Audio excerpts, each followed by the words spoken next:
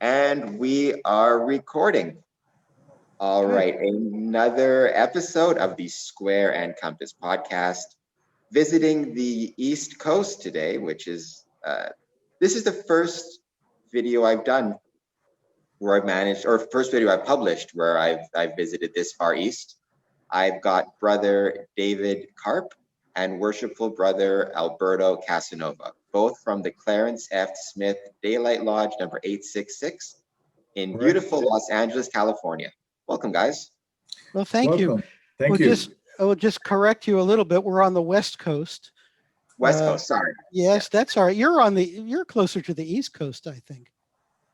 Yeah, well, Windsor is actually, we're kind of a neat spot. We're the only city in Canada south of America, the way the geography works. We're the southernmost part of Ontario. We're right next to Detroit. But Very yeah, nice. that's right. Sorry, I should have said West Coast. But I'm looking forward to talking with you guys. I love the chance to speak with brethren I have about their Masonic journey and their Masonic lodge, especially when it's brand new and I haven't met them before. Before that, I just got to give a quick reminder to all the people listening. If you live in Windsor and Essex, Square and Compass is partnered with Canadian Blood Services, and we are sponsoring a blood clinic on December 30th, December 31st, and January 1st. And I'll put the flyer up on, but if anybody watching hasn't done so yet, please take the time to book an appointment and donate blood. So with that, welcome again. Thank you guys so much. And I learned about your lodge through Facebook, through a notice about Brother David Karp winning a very prestigious award provided by the Daylight Lodge. So, Brother David Karp, if you could talk about what that award is a little bit, and also Worship Brother Alberto Casanova, kind of what the Hiram Award is, how somebody goes about receiving it, and what it means to the recipient.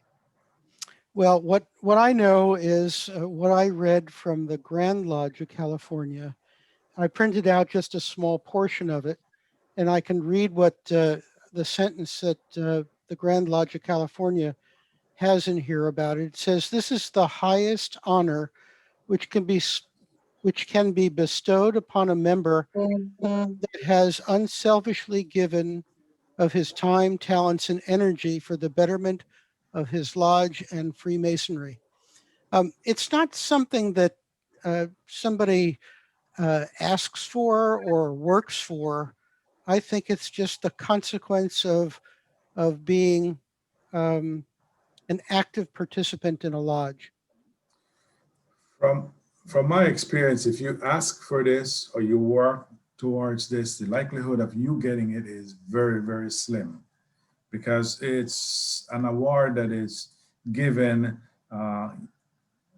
to an individual who gave his free time without expecting anything in return. This all started out in 1977 by the Most Worshipful Grand Lodge of Free and Accepted Masons. They wanted to honor an individual in their lodge for the amount of work that they've done unselfishly. And this prestigious award is given by the lodge itself. The members of the lodge get together every year. And also, I might point out here that it does not have to be every year. If you have a year where there's no one that is entitled for that award, then it just goes by. But every year, the worshipful master and the junior warden and senior warden makes up this committee, and they appoint an individual to be nominated for this award. And that's pretty much how it came about, and it has been going on now since 1977 to all lodges in California, all California lodges. So to give you just a little bit of background, in the past month or so, I have been hosting a weekly fellowship meeting on Zoom. It originally was Friday nights. We moved it to Thursday nights for the lodge. And I was surprised one Thursday evening when it was announced. And I said, me? Because I was just blown away by this. I had no idea it was coming. And once I got over the shock, I got pretty excited about it. And I'm still excited about it. I'm looking forward to the ceremony that Worshipful Alberto Casanova will participate in as the Master of Ceremonies, which is a great honor for me because I have a great affinity for him. And I feel like we are good friends, although we don't get to see each other very much. Yeah. And he did something else that was wonderful and took me by surprise. I had originally been in another lodge. This one didn't exist when I became a Mason, and I moved over to this daylight lodge because the time was good on a Saturday morning rather than in an evening. Um, and when I moved over there, I had already been in Masonry maybe 27 years or so, maybe 28 years. I can't remember what year it was, but somebody got wind of that. And there's a 25-year award, a 25-year pin. And so Worshipful Alberto took me by the arm and led me around the lodge room for a very nice ceremony that I think he made up himself. He can tell you about it. And I felt very honored, and I still feel very honored with my participation in this Yeah. lodge with Alberto. Yeah. What I did is give him a reflection of entering in the lodge for the first time. And he started between the pillars and reminding him of all the positions of the officers, and went around the lodge 3 times. And we end up at the very same spot where he took his Master Mason, where he made his Master Mason's promises to the lodge. And we did that as a reminder, 25-year reminder of where he started and where he is after 25 years, as a reflection. And it was awesome. I know I caught him by surprise, but it was an awesome ceremony. It was, and I have this special pin that was given to me that says 25-year Mason, and now I don't have anywhere to wear it because we're not in lodge. We go ahead. Before we started, Brother Casanova, Worship Brother Casanova, you said something that I want to expand upon because it connects to a lot of my thinking about Freemasonry, which is the ways in which a brother can be of assistance or of use to a lodge. Right? Brother David Karp is Brother David Karp. There's no worshipful before the brother part. He's not been to the East, and yet, as you pointed out, he's been a valuable member of the fraternity for 27 years. Yes.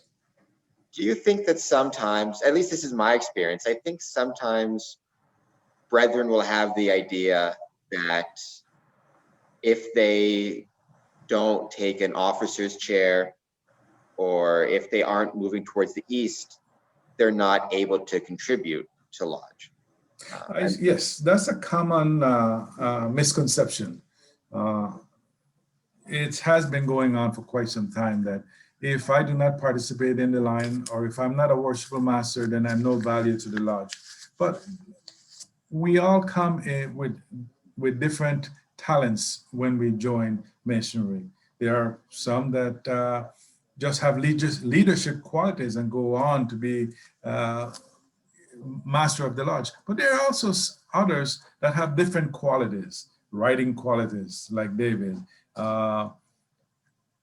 We had in San Fernando Lodge, we had brothers that are very good cooks, and they never end up being nothing else but working in the kitchen. But these individuals were very, very valuable. The lodge functioned around them, function that David Karp will do the trestle board, functioned at a stated meeting that we have brothers who were willing to serve and who were willing to step into the kitchen.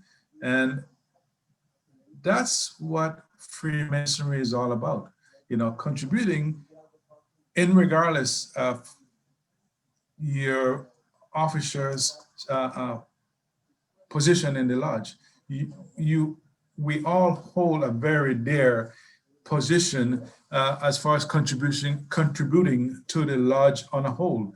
And if more brothers would understand that, I think we would even be yet a stronger organization, or as we say, last 4 words there. It's even, I've always felt that even attendance without, you don't necessarily need to have a part assigned to you in a degree or an officer's, just your presence in the lodge will mean so much to a candidate, to a master, to anybody there. To see you present and taking an interest is so important. Yeah, when I was in the Oriental chair, I always gave kudos to the guys who are on the sideline, because the candidate is so impressed when he takes off that blindfold and see everyone around attending his ceremony. Can you imagine having a ceremony and taking off the blindfold and all you see is the officers? That would be terrible. But the sideliners cheering you on, joining in and rejoicing in your next step in Masonry is so important. So even the sideliners are important. Everyone in that lodge plays a very important role. And we should promote that more. A lot of times we kind of take that for granted, and we do not bring that up in our conversation. We talk about the worshipful masters and the officers, and but sideliners are so important. They play a very valuable role. So I'm recalling a situation that occurred shortly after I affiliated in June of 2018 with this brand new Daylight Lodge. We were still under dispensation from the Grand Lodge of California, and Worshipful Stephen Wolbeck was our original first master of the lodge, and he's very enthusiastic. And he got up one day in a stated meeting, and he was talking about this, that, and the other thing, and said, and we don't even have a trestle board. And then in a moment where I had lost my sanity, I got up and addressed I addressed the worshipful master, and I said, well, I think I can do that. And so we're now into our 3rd year of monthly newsletters, which I have been writing and editing. And I've gotten a great deal of enjoyment out of doing this. I mean, what the way I see it is, we all contribute to the lodge in our own ways, but we also get something out of it. And so I've gotten a great deal of self-satisfaction from it. And I've had a chance to learn a lot more about Freemasonry, because I need articles from here, there, and everywhere, and I try to pull them off of the internet and or write them, and take some of the words that we have from the ritual and allude to them, because it's a public document. We can't put secrets in it, but we can say, well, these are what our principal tenets are, and here's how we think about it. And so that's what I've been doing, and it's been very rewarding. And you shared some of those writings with me, which I look forward to sharing with my brethren in Harmony Lodge. I always love, whether I get a summons or whenever I get something from out of, certainly out of jurisdiction, out of the district, I love sharing it with the brethren, just to remind them that, Masonry really is, it's universal, it's everywhere. It's on both the East and the West Coast, based on, and everywhere in between. Absolutely. Of the coast, Brother Karp, your background, that's a California background, isn't it? Yes, my daughter took this picture. You know, we've all been in lockdown in various um, ways since March of this year. And they live not far from where I live in a valley called the San Fernando Valley. And there's a short mountain range between us and the valley and the coastline.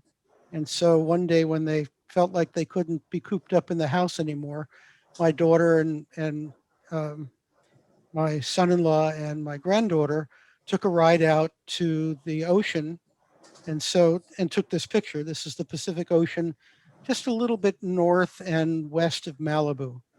And they probably took the Malibu Canyon from the San Fernando Valley out to the Pacific Coast Highway. And this is just off of the highway where they stopped to get some fresh air and enjoy the day. And I liked the picture. And so I said, well, can I use it? And of course they said yes. And it's one of several virtual backgrounds that I have, but it's one that I like very much. Uh, I'm just thinking about California, just the size of it. It's such a large state. Ontario is the same way. It's such a large province. Um, I always wondered because how do you find your Grand Lodge? Um, like, is there a lot of variation you find between, say, Masonic lodges, in Northern California to Southern California? I know you all have one Grand Lodge, but do you find that, or in your experiences traveling, do you find unique features of each? I know in Ontario, for example, we have some, Northern Ontario is so sparsely populated. A district can be a 6-hour drive to get from one end of the district to the other end of the district. So obviously every part of Ontario has unique challenges. I'm just wondering if California is the same way, or if you find it's relatively uniform throughout the state. No, definitely not uniform. I'm also inspector for the 705 Masonic District. And my district, I have 5 lodges in my district, but there are some lodges going north of here that have 5 lodges that are anywhere from an hour to 2 hours apart. Mine is half an hour between the lodges, but these inspectors meet with their lodges an hour. They have to drive an hour from one lodge to the other lodge to service or to meet with their members in their district. So it varies. It varies. The farther north you go, it becomes a lot more space, farmland in between the cities. North of here, I mean, we're in a very urban area, but north of here is a central valley, which is farmland. And north of that and to the west on the coast is you can think about San Francisco, and then there's even more California beyond that. One of the things that I noticed is that the Grand Lodge, the Grand Master of the lodge, uh, can be from anywhere in the state. And this past year, we had our Grand Master who was raised and maybe lives in the Gold Country, which is way north of here and much more rural. And then this Grand Master who just was installed is actually local to us. He's within a half hour of where I live, and but he and all of the Grand Lodge uh, will travel in various times to various parts of the state for lots of different ceremonies. You know, cornerstone ceremonies and what was the ceremony that we had? The ceremony of Constitution, So, yeah. which was very exciting and quite unique, where the Grand Lodge opened in our lodge space, in our lodge room, to I guess consecrate us, and it was very exciting. And so the Grand Lodge officers, like Worshipful Alberto, will travel throughout the state. Ultimately, obviously, when when the pandemic lessens. Speaking of being a Grand Lodge officer, Worship Brother Alberto Casanova, we talked about Brother David Karp and the honor he will be receiving, which I look forward to attending via Zoom. But also, you yourself received an honor from Grand Lodge. Can you talk about Yes, that appointment? Every year, the junior warden seeks out his officers, appointed officers. And 2 years ago, the worshipful master reached out to me and took me out to breakfast. And I'm an inspector. He asked me about my district and how the district was doing. And just about when we were ready to depart, he says, "Wait, don't leave yet. I have one more question for you." And that's when he asked me if I would honor him to serve in the Grand Line and be part of the Grand family. And it was, I was so stunned. I lost for words for a couple of days. That's a very, very prestigious honor. Again, something that you do not work yourself up to. What the Grand Master told me was, he saw me and my activities around the lodges. I was always present. I was always working. I was always doing something for a different lodge. And he wanted me to be a part of his Grand Line to continue with my activities. And that's how I got chosen. It's a great honor. It's a great honor. And I get to travel with him after this COVID pandemic subsides to the different lodges and to open Grand Lodge with him and to serve as his right hand in any ceremony that he would be participating in. Last week, Saturday, I was on Zoom with the Grand family when the Grand Master presented or was part of the installing team for the very first Zoom installation of officers. And until I get to travel, those are the kind of things that I'll be doing. I'll be pretty much with the Grand Master in a Zoom atmosphere. This is just something that occurred to me. So, David, I don't know, I didn't give you an advance warning, but I wonder, I have a question. Brother Karp, your profession is a mediator. We talked about that a little bit. You do mediation. As Right. a mediator, I don't know if you have the equivalent lecture in California. In Ontario, we have the apron charge in the first degree. It's usually called the admonition. Basically, it's an instruction that any brothers with whom you have a quarrel, you're expected to try to resolve it peacefully and amicably outside of lodge and not bring the discord into lodge. I always wondered, as a mediator, what is your take on that admonition, and also what advice would you have if there are brethren who are in disagreement, how to resolve those? Because in the modern kind of climate, it does seem like just in everything there's so much more tension amongst people along religious beliefs, along political beliefs, and even though that's not supposed to come into lodge, there can be a danger that it does, or that it will if we're not careful. So as a mediator, do you have any thoughts on that admonition and how brethren can go about trying to resolve these quarrels that could arise? Let me just give you a little history. I imagine in every grand jurisdiction, there is a disciplinary process if someone is accused of unmasonic conduct. And at some years ago, I would say maybe 5 to 8 years ago, I was approached by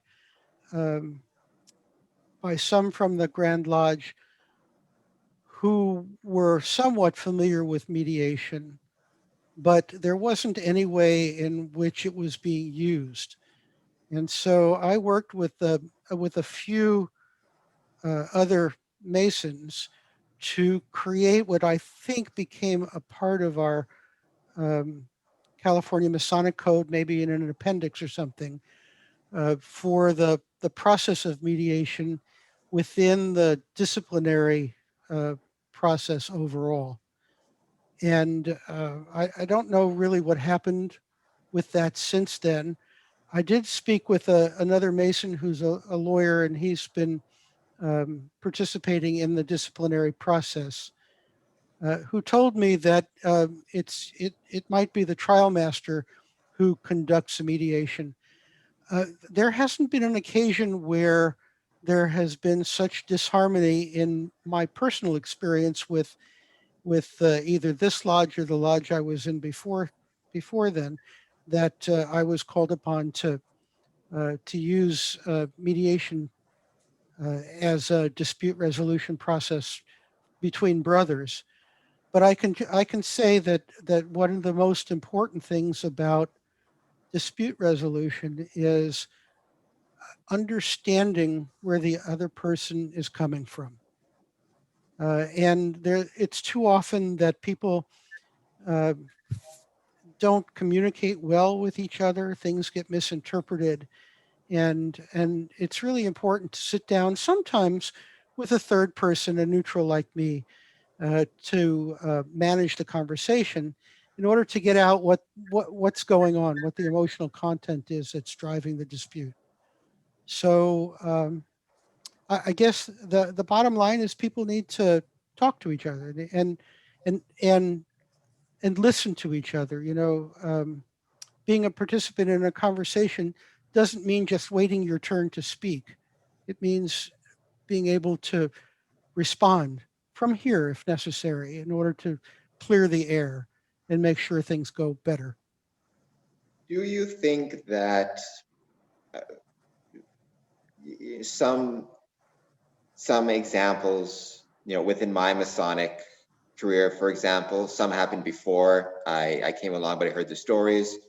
Some have happened during, would be, for example, somebody posts something on social media, not about Freemasonry, but their own opinions about something political or something religious or whatever it might be.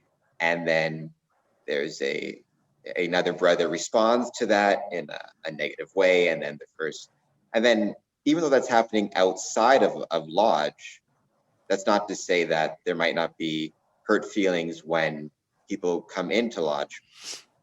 My philosophy was always, maybe I'm not the best at dispute resolution, right? My philosophy was always, do you get along with everybody? You may love everybody in your family, but that doesn't mean you get along with them, but you still, well, not this year, but you can still sit around the dinner table with them, or you can still, you can find a way to make it work in other facets of your life, a coworker you disagree with, a family member. But in Freemasonry, it seems that a lot of people take that admonition to mean if I have a disagreement with somebody, I can't be in lodge with them at all. And I like what you're saying, which is, try to think about where the other person is coming from. But do you think it's, I guess, I don't know, in your experiences, or I guess my worry is people might go too quickly to the idea of, I'm not going to be in lodge with this brother who I disagree with politically or whatever it is, as opposed to, I'll try to listen and or at least just make things work as best I can. Or do you think there's room for, a third party, an objective third party to sit and mediate, like a worshipful master or somebody who's in that role? Sure, I think that can be very useful to have a third party there, and I can tell you from experience that in our lodge, we come to it with very disparate political views. We don't talk about it in lodge, but outside of lodge, we do have conversation that might reflect one opinion and another. that don't correspond with each other, and sometimes we have to acknowledge that we disagree, and we can agree to disagree, and that's fine. In our lodge, which is I wanted to talk about it a little bit, its composition. It's a small lodge. We have, I think, maybe 45 members total in our lodge, and they come from such a great diversity of places. We have some from Central America, we have some from the Philippines, we have some from the Middle East, we have some from here, there, and everywhere. And everybody brings a different skill set and a different cultural experience to the lodge. And so we have people who might not otherwise ever speak to each other, becoming brothers in our lodge and enjoying our fellowship. And we have to be conscious of the feelings of other people. I mean, there's a funny phrase that I always liked about who can best work and best agree. Well, how can you best agree? You best agree by really trying to listen to one another, and to celebrate our differences rather than to shun them or accuse somebody of not being the same as oneself. So that's what I say. Brother Casanova, do you have any, worship Brother Casanova, do you have any thoughts on, I just think I brought it up in some other podcasts. It just seems like I just view this as a potential problem area, even if not now, future, is the extent to which people are sharing political views and people are sharing views on social media that can incite or annoy another brother, and then somehow that gets folded into lodge, and how to deal with that in a healthy way. Yes. Yes, as a past master and also as an inspector where I visit different lodges, the cultural differences causes individuals to misinterpret each other. And that's where you find a lot of the arguments. One might say something in a form that is okay in his culture, but it's entirely different in another culture. And a lot of times you find that that's where the disagreement or the contention starts. And you really got to sit these two individuals down and explain to them what you just said just now does not sound right in this culture. And let me tell you how it sounds, because the other individual is so upset that he cannot even explain himself. So I play the mediator part as David would do, and go, look, guy, this is what you said. And in this culture, it doesn't go like that. It doesn't sound right. And calm down. This is not what he meant. This is what he meant. And once you can bring that cultural differences together, break the barrier, and show each other that your communication skills needs to be a little bit different when you're talking across culture, then you start getting that harmony that is needed in the lodge. But I find that very, very common. This is very common. And it doesn't even have to be political. It's just on a social level. On a social level, they have a couple of spirits and they start speaking freely, and that freeness causes tension. So yes, and how do you handle that? It's a one-on-one basis. It's an incident by incident. There is no universal answer to that. I wish there was, but there's no universal answer. And as you go around from lodges to lodges, you hear that. Even in the same culture, take for instance the Filipinos. Filipinos have some outrageous amount of different dialects, and even among themselves, one may say something in one dialect that does not go right in the other dialect and causes disagreement. But yeah, we're men, we all have our pride, you know, and we come into the lodge, and unfortunately we do not drop that. We do not meet on the level like we should, and we bring it inside the lodge. We bring it inside our gathering. We bring it inside our committee rooms, and yes, that is very prevalent, and I see it a lot. I do like one word that Brother Karp used. I want to kind of use that word in another context Masonically, but I think it's valuable. He talked about the importance of listening, right? The word he used was listening to the other side. But I wonder, as a mediator, somebody who understands the importance of listening, how important do you think that skill is when it comes to our ritual work and our degree work? I think one thing I try to emphasize with brethren when I'm doing mentoring is, a lot of them, when they're working on opening a lodge or closing a lodge, they're so focused on, whatever it is that they have to say. They don't always listen to what everybody else is saying, the rest of the ritual. And then I find that sometimes they can lose rhythm, or they talk too quickly, or they jump ahead of somebody else. Just the ability to slow down and listen to what everybody's doing and take your time with it, I think, is something that perhaps as a mediator or as somebody who understands the importance of listening, you might have some ideas on.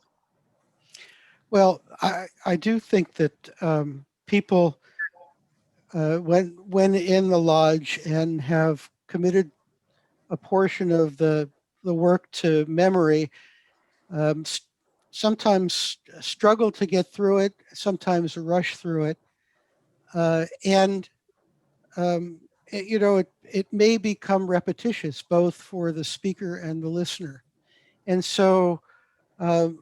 Occasionally, I might look around a lodge room and see people who are not really just paying attention at all. Maybe they've got their cell phone out and they're looking at it in their hand instead, which I don't think is right and should never happen, but it does. And I think because we hear the same things over and over again, people don't stop and think about it.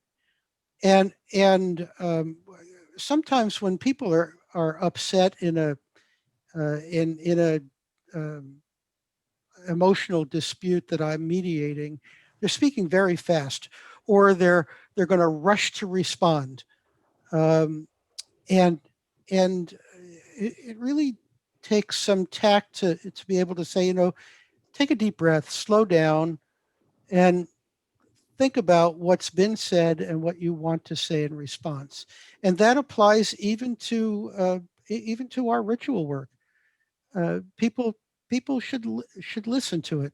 When I write for the newsletter, I keep next to me on my desk both the cipher and the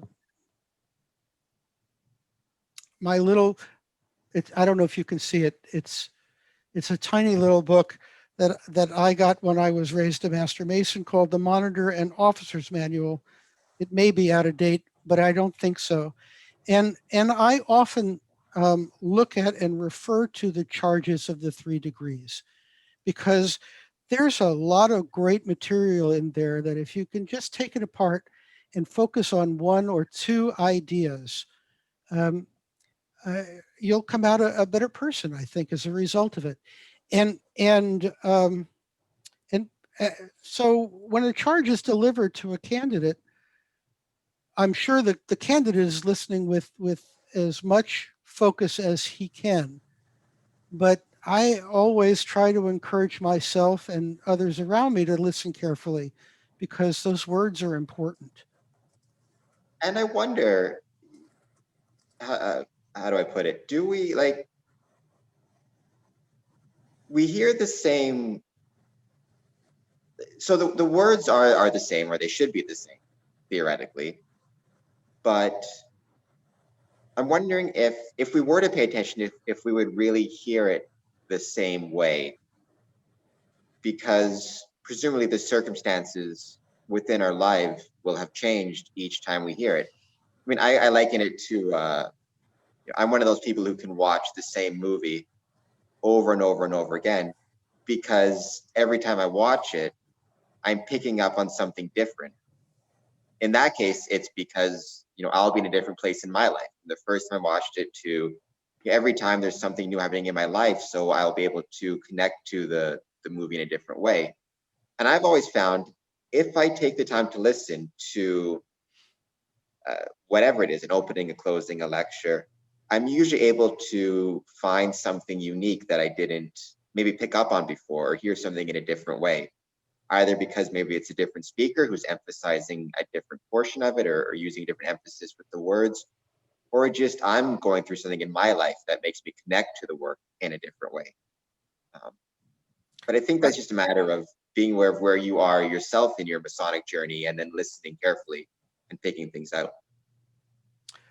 There's a challenge sometimes when we talk about cross-cultural participation in Freemasonry. Each of us comes to a lodge to do the work or to listen to it, and we might not have English as our first language, and so it becomes a challenge both for the speaker and the listener if it's somebody who's struggling with a language that's not his first language. And that's where we really have to focus on what's being said, and have some familiarity with the words already, so that you can figure out what the person's talking about.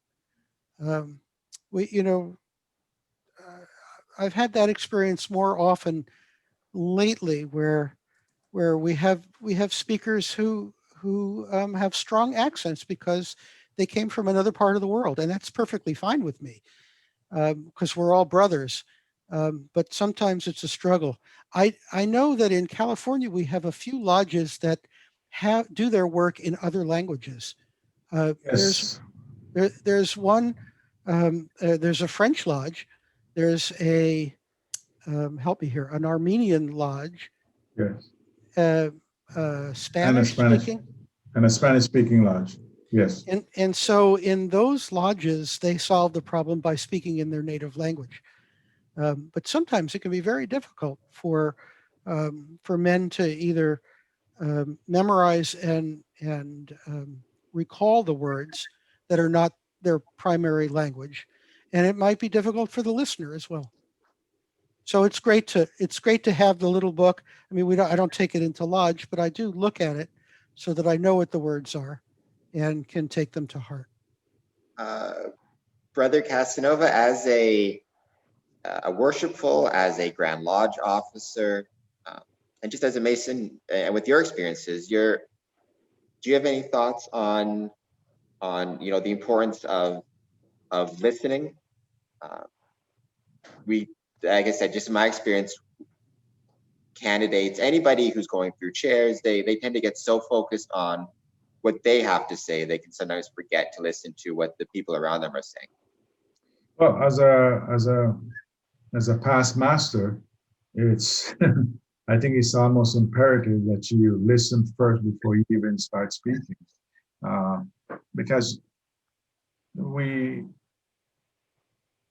if you're not careful as a worshipful master, you tend to dictate the work that needs to be done, and you can get lost in that chair very easily.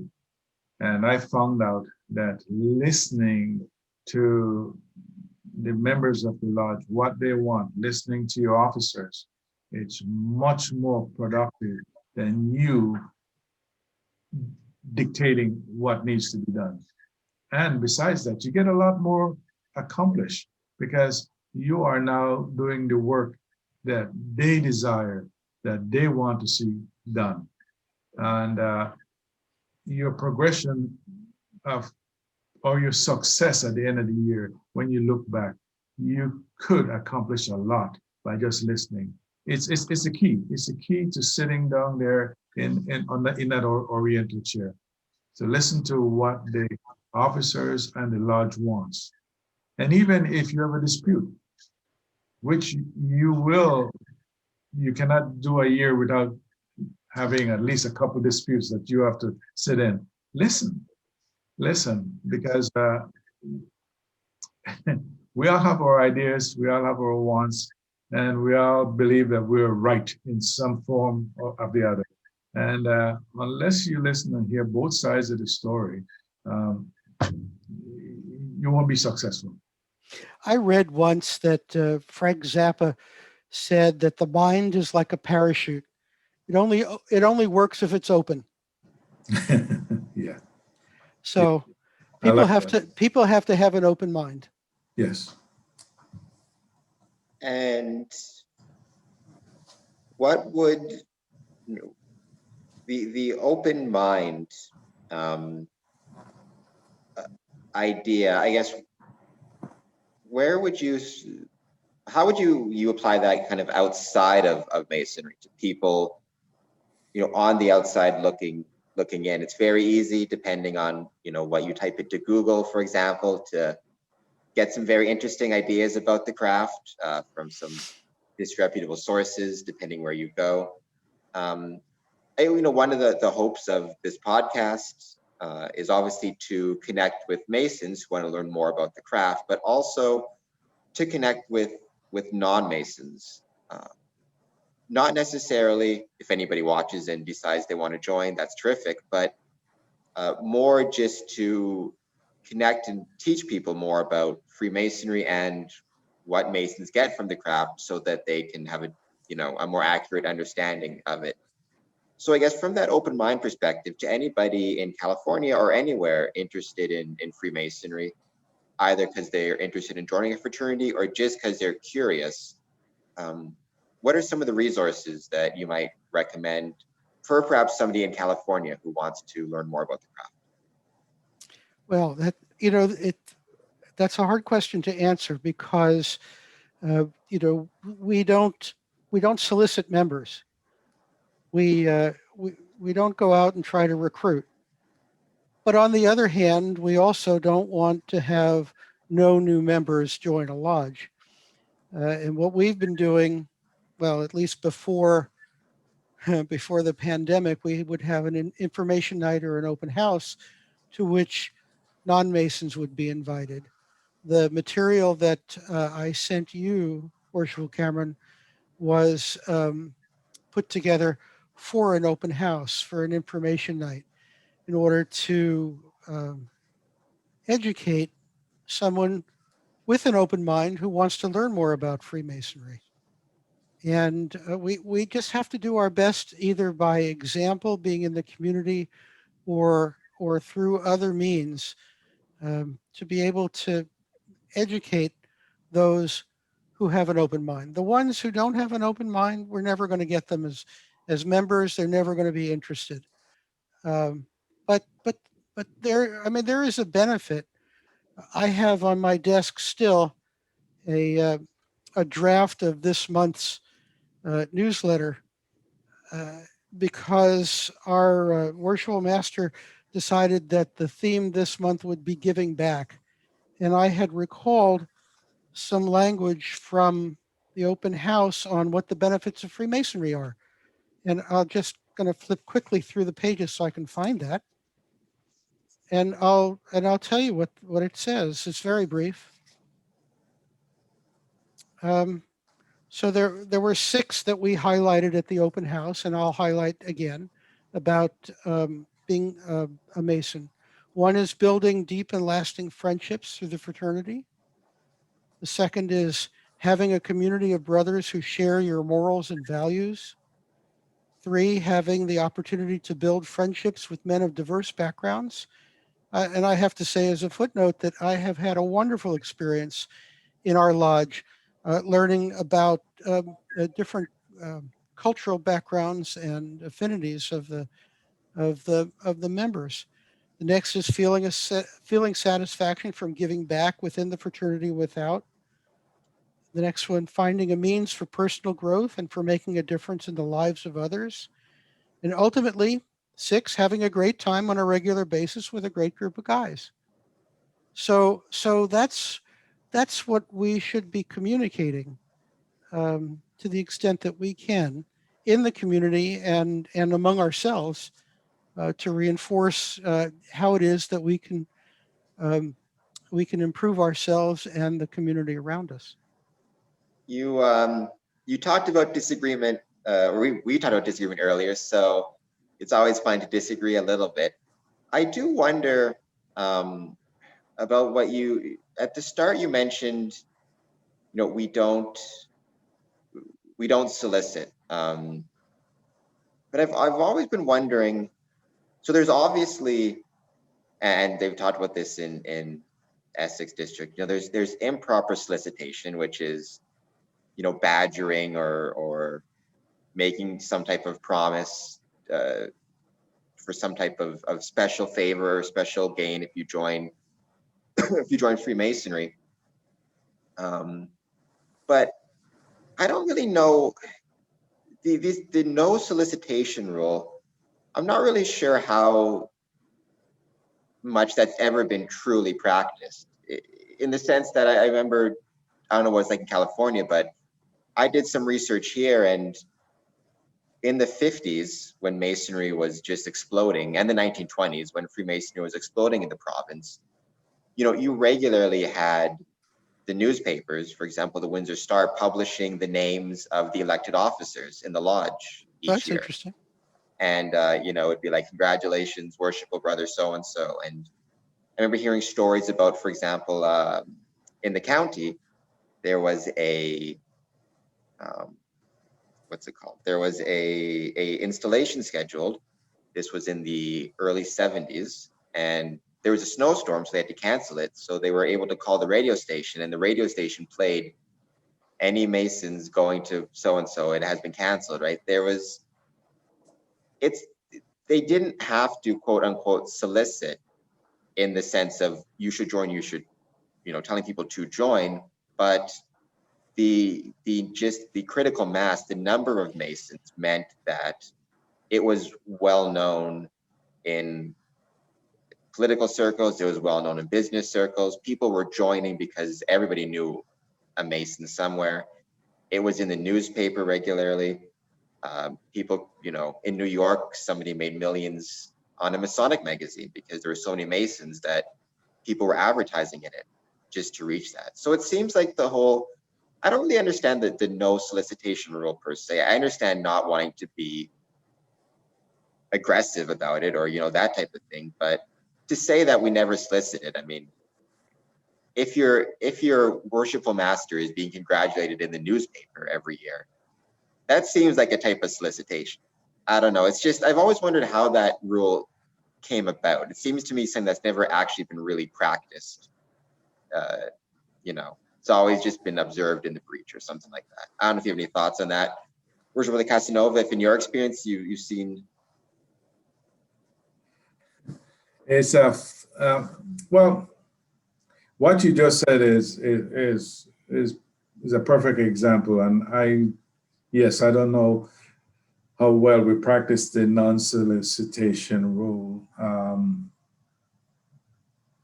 I really don't have an answer for that. I really don't have an answer. What I have to say though, we all joined Masonry because we had someone that we looked up to who had special character, and we admired their character, and we got to learn later on that they were Mason.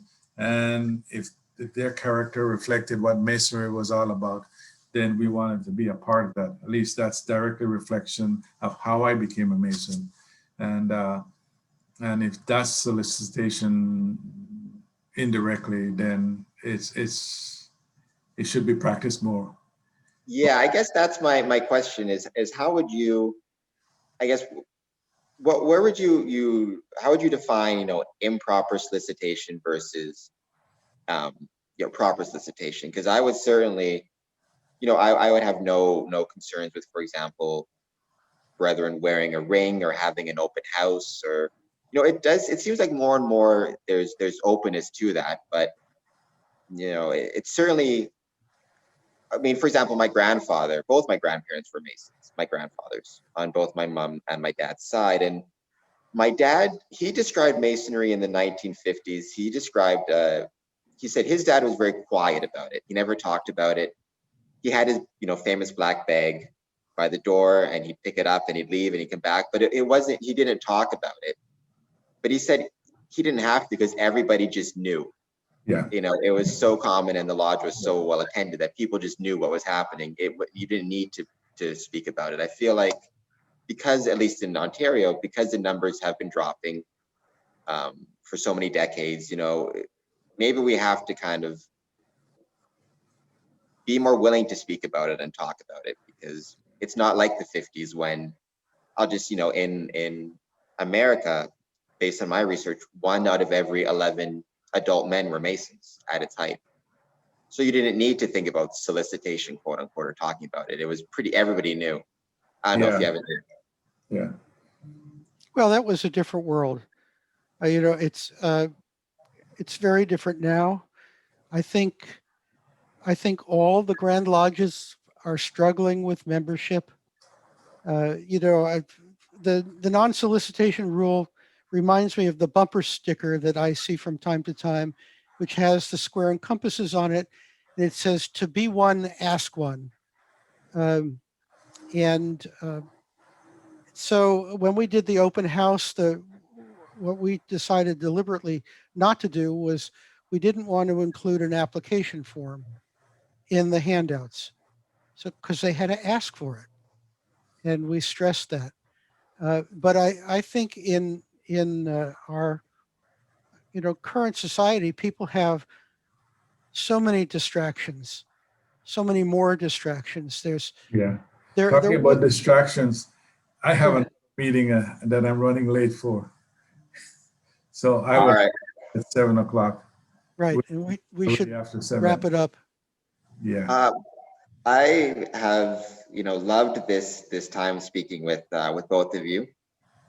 I love the chance to meet new brethren. I think the one thing the silver lining in all the craziness right now is getting to connect virtually with brethren I would not have otherwise. Yeah. So Yeah. it is really, really appreciated. I don't know, brother, if you guys have anything else you'd like to say. I'm very much looking forward to attending Brother Karp's ceremony. Please I'm do. I looking think you're forward going to to enjoy it. I'll be there with my suit and tie. I can't promise pants, right? But suit is.